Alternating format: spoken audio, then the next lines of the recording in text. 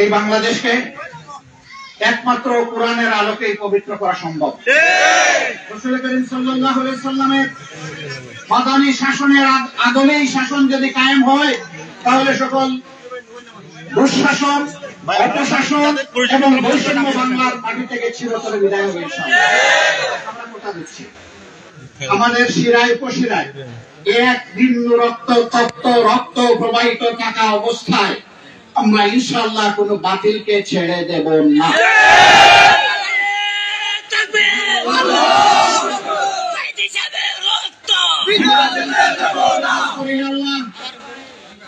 আমাদের যে সন্তানদেরকে আমাদের বুক থেকে কেড়ে নেওয়া হয়েছে, ও দয়ার আল্লাহ, তুমি তাদেরকে শহীদ হিসাবে কবুল করো। ও দয়ার আল্লাহ, তাদের কবরগুলোকে তোমার জান্নাতি নূর দিয়ে তুমি আলোকিত করে দাও। ও দয়ার মাবুদ, তাদের মা বাবার আত্মা, তাদের মুখের পর সিনার পর তোমার রহমতের প্রশান্তির হাত তুলে দাও।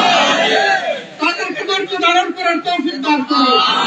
আর এই জাতিকে তাদের রক্তের পরিশোধ করার তৌফিক দান করো।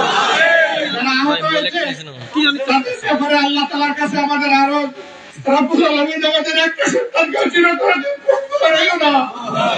তাদেরকে সুস্থতার নিয়ামত দিয়ে জাতির খেদমতে তুমি তৌফিক দান করো আল্লাহ। চকরিয়াবাসীকে ধন্যবাদ এই সুযোগ করে দেওয়ার জন্য। মহান রবের দরবারে অসংখ্য শুকরিয়া। আসসালামু আলাইকুম।